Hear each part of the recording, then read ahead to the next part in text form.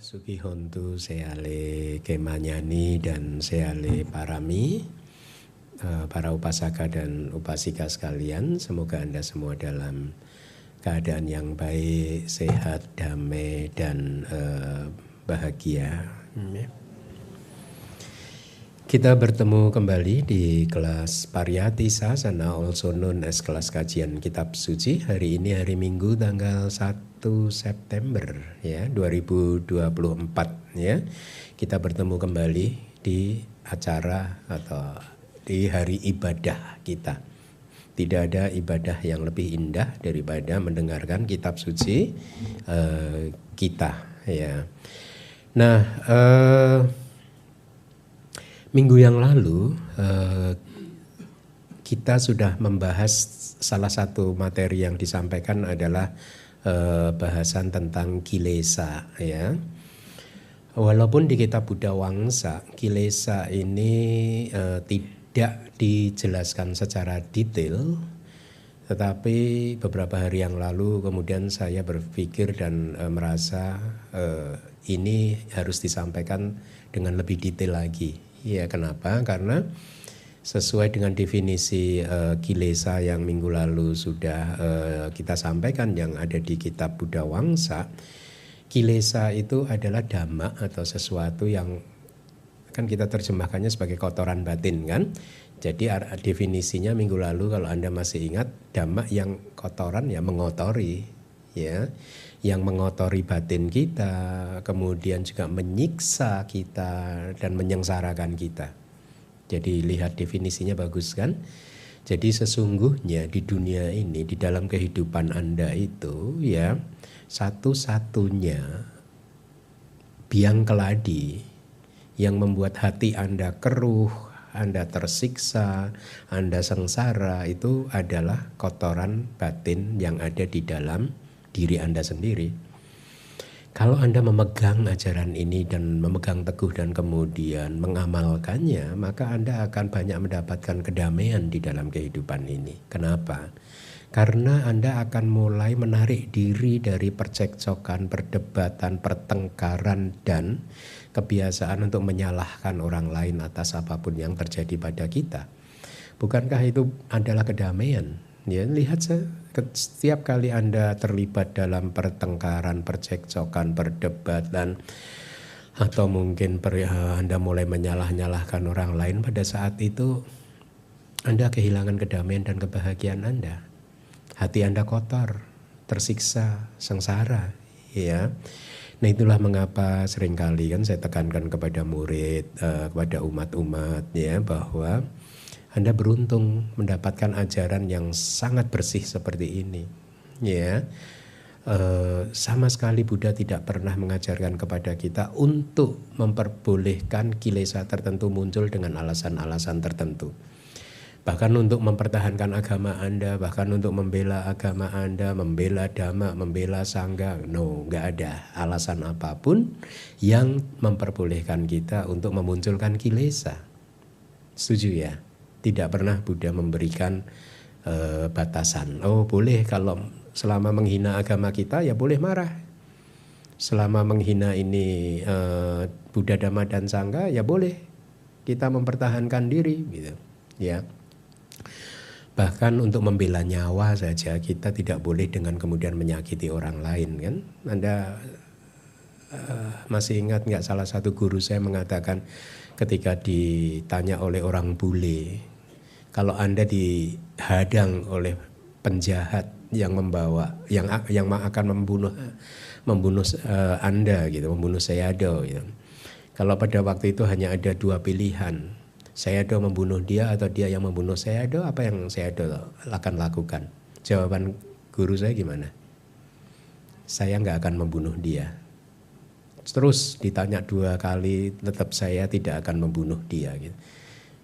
Ya, kalau hal itu berarti saya harus dibunuh dia gitu. Masih ingat jawaban guru saya itu? Hanya orang yang sial aja yang hanya mempunyai dua pilihan, membunuh atau dibunuh. Akan selalu ada pilihan ketiga. Tapi apapun tidak kemudian demi mempertahankan nyawa harus membunuh orang lain, itu poinnya kan.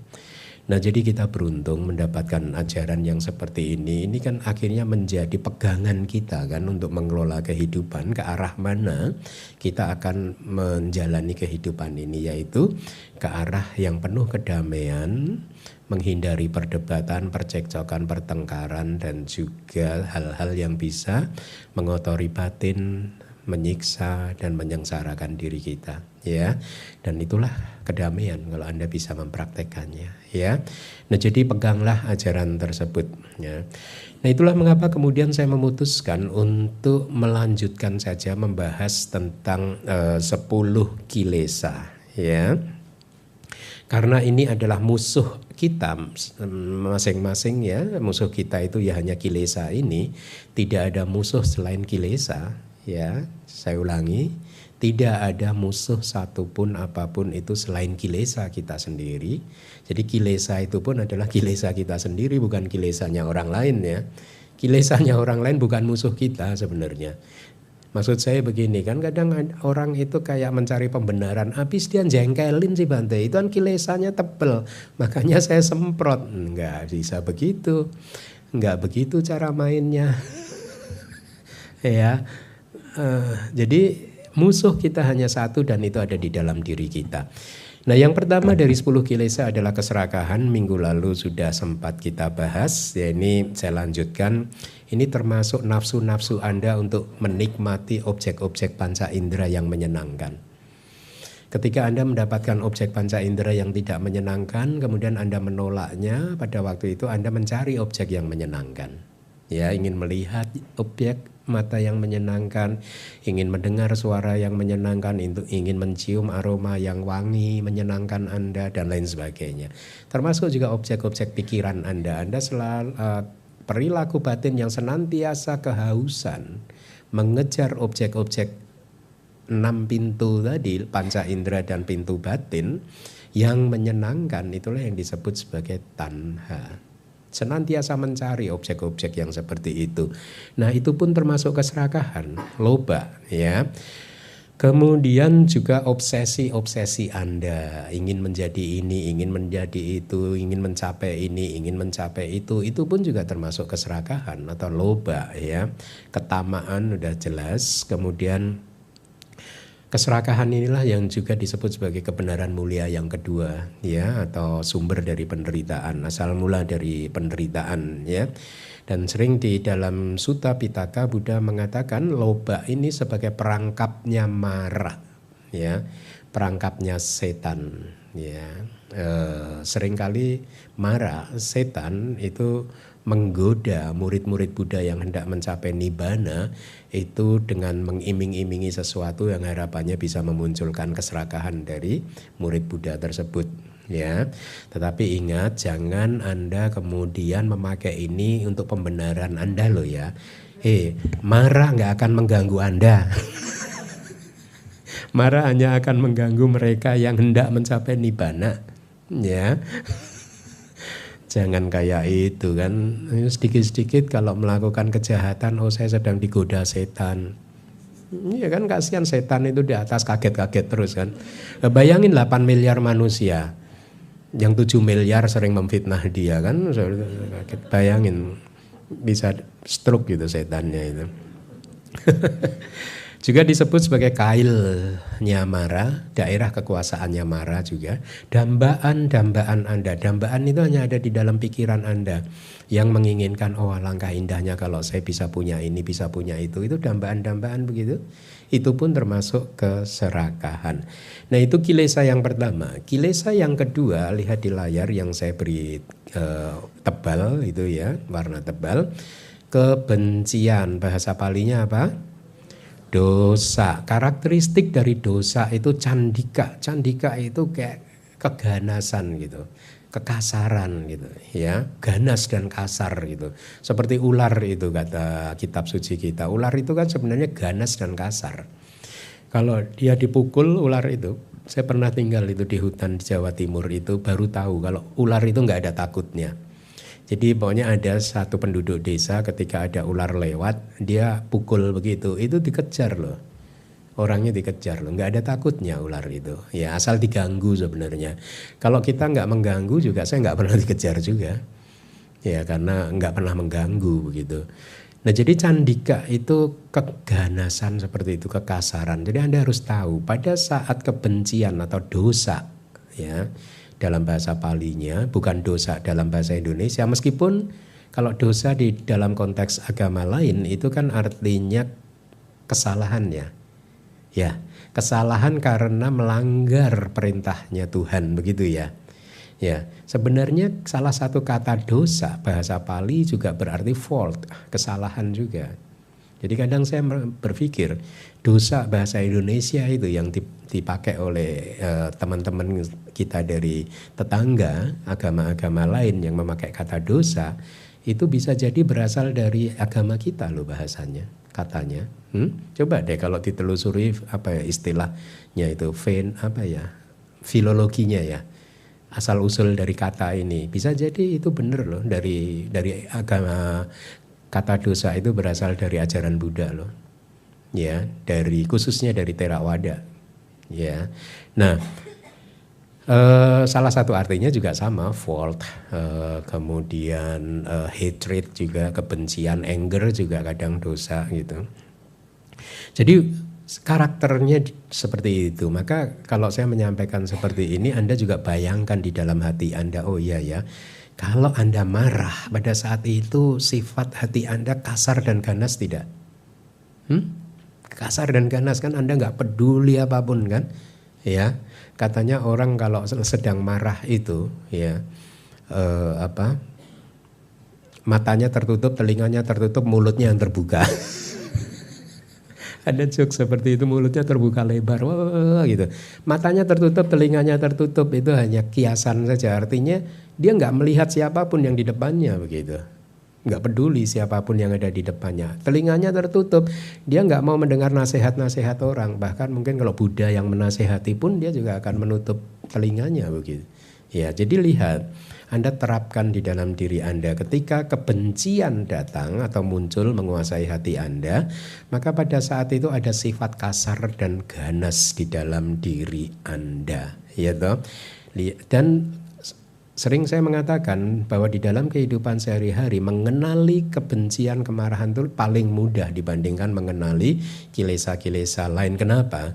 Karena kemarahan, kebencian atau dosa ini ketika muncul dia selalu disertai dengan perasaan yang tidak menyenangkan.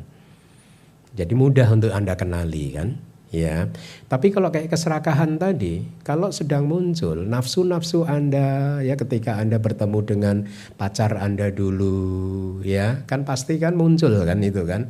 Rasa yang begitu. Kalau udah suami istri kan nggak muncul kan? Enggak kan? Udah kebal kan? Nah, jadi ketika keserakahan itu muncul, kadang disertai perasaan senang, bahagia, sukacita. Makanya seseorang sering terjebak, dianggapnya hati saya sedang gembira, nih sedang senang, sedang bahagia, hati saya sedang bagus. Belum tentu.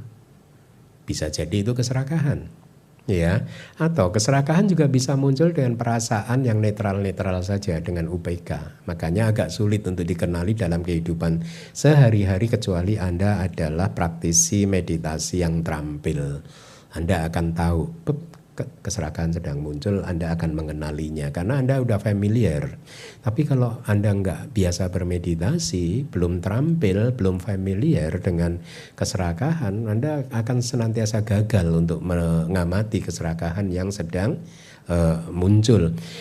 Nah, jadi dosa, kebencian selalu disertai dengan perasaan yang tidak menyenangkan, maka mudah dikenali. Dan juga selalu disertai dengan rasa antipati yang seolah-olah secara batin ataupun bahkan secara fisik ingin memukul, menghantam objek yang Anda tidak suka itu. Ya, apapun, walaupun itu misalkan benda mati yang bikin Anda nggak suka, Anda ingin menghancurkannya. Jadi ada perilaku batin yang ingin menghancurkan objeknya, makanya ini mudah dikenali. Nah, fungsi dari kebencian itu adalah untuk menyebarkan atau membakar sandarannya sendiri. Jadi begini, Kadang sandarannya begini, sandarannya sendiri itu adalah khususnya hadaya watu, ya, landasan batin. Jadi kalau kebencian, kemarahan itu sedang muncul, ya, dia akan membakar landasan tempat kemunculannya sendiri. Saya ilustrasikan dulu biar Anda mudah biar Anda mudah membayangkannya. Karat di dalam besi itu menghancurkan besinya enggak?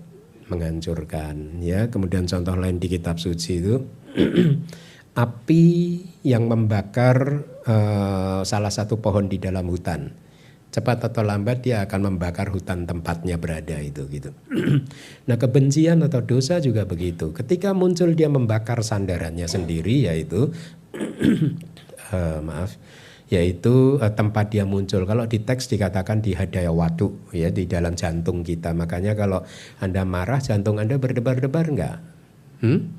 Ya, karena memang kemunculannya dalam pintu batin itu di dalam hadaya watu Anda, begitu. Tetapi sesungguhnya seringkali juga kemarahan itu membakar landasan mata juga. Makanya kalau orang itu marah matanya kadang memerah, gitu. Bahkan juga bisa merusak telinganya. Kalau orang yang sedang marah, lihat, dia nggak akan dengar itu nasihat-nasihat baik itu. Telinganya rusak untuk sementara, ya, dan lain sebagainya. Nah, jadi dia membakar seperti itu dan menyebarkan panasnya itu ke seluruh tubuh. Ya, itulah mengapa biasanya katanya orang yang suka marah-marah itu cenderung darah tinggi, dan kemudian apa? Penyakit-penyakit lainnya apa sih yang suka muncul itu? Entah kanker, entah apa itu bisa suka muncul kan? Ya, itu dari kemarahan. Nah, jadi fungsi dari kebencian itu seperti itu. Jadi seperti juga bisa ular, racun bisa ular itu. Begitu Anda digigit ular, itu racunnya menyebar ke seluruh tubuh, sama. Kebencian itu juga akan membakar seluruh tubuh Anda dengan cara yang seperti yang sudah saya sampaikan. Perwujudan, manifestasi dari dosa itu adalah menyerang dan menyakiti. Ya, kalau Anda sedang marah, sedang jengkel, benci sama seseorang, kan Anda seolah-olah ingin menyerang. Kalaupun Anda tidak berani, Anda menyerangnya di dalam pikiran Anda sendiri, kan. Anda bayangkan orangnya ada di dalam jidat Anda, kemudian Anda pukulin sendiri. Karena Anda nggak berani menyerang langsung, gitu. Ya, tapi apapun, ada satu perilaku batin yang ingin menyerang, ingin menghancurkan, menyakiti objeknya, gitu. Ya, kalau yang membuat Anda jengkel gelas, Anda ingin memecah gelas tersebut, ya, atau apapun itu. Tetapi ingat, kebencian, kemarahan selalu memakan korban pertamanya siapa? Diri Anda sendiri. Orang lain belum tentu menjadi korban dari kemarahan dan kebencian Anda. Setuju nggak? Ya, Anda mau marah-marah, ngomel-ngomel seperti apa? Kalau orang yang Anda marahi itu bijaksana, dia akan tersenyum memaafkan Anda, bahkan membuatkan minuman. Anda ngomel dari tadi haus kan, malah dibales begitu, apa enggak sedih Anda? Nah, itu ciri-ciri dari kebencian, ya. Nah, sebab terdekat, nah ini Anda harus tahu. Kenapa Anda bisa marah, bisa jengkel, bisa benci terhadap sesuatu atau seseorang? Karena ada sebab yang membuatnya muncul. Ya toh? Nah, sebab terdekatnya itu apa? Kalau di dalam kitab Buddha Wangsa, ini dari Abhidhamma masih. Ini saya ambilkan dari kitab Abhidhamma, ya. Ketika Anda berpikir, ada 9. Yang pertama, Anda berpikir bahwa dia telah bertingkah yang menyakitkan hati saya. 1, ya. Dia telah, berarti masa lalu ini, ya. Atau dia sedang bertingkah yang menyakitkan hati saya masa sekarang, ya. Atau Anda jadi dukun memprediksi sepertinya dia akan bertingkah yang menyakitkan hati saya. Belum tentu dia bertingkah nanti, tapi Anda udah sakit sendiri gitu. Makanya jangan suka jadi dukun, meramal begini. Yang jadi korban Anda sendiri, karena ya kan. Jadi berkaitan dengan ini ada 3 kan, berarti kan. Dia telah bertingkah, sedang bertingkah, atau akan bertingkah yang menyakitkan hati saya. Ada 3. Kemudian Yang keempat adalah di masa lalu. Dia telah bertingkah yang menyakitkan hati orang yang baik dan menyenangkan bagi saya. Dia kemarin nyakitin sahabat saya. Itu, maka Anda bisa jengkel.